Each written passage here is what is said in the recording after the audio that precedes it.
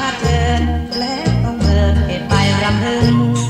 หัวใจแหลกแล้วไปครึ่งนี่ถ้าถึงวันนั้นคงตายโปรยความอะไรหรือไว้แค่มอง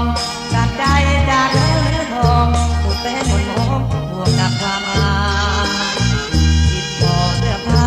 โบกมืออำลาอย่างหมดความหมายเพื่อนฝูงเดินประสบไกลถามว่าทำไมนายถึงไม่ในเมื่อพ่อแม่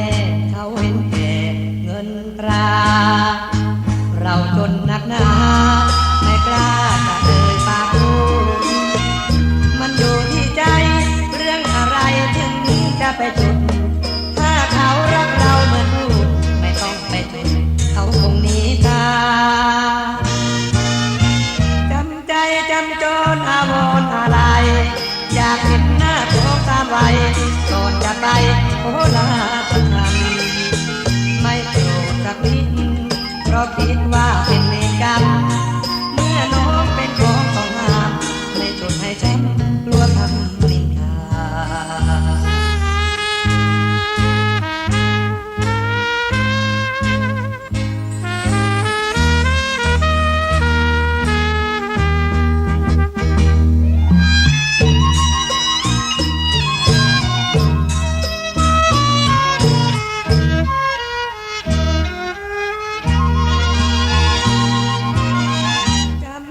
จำจนอาวรณ์อะไร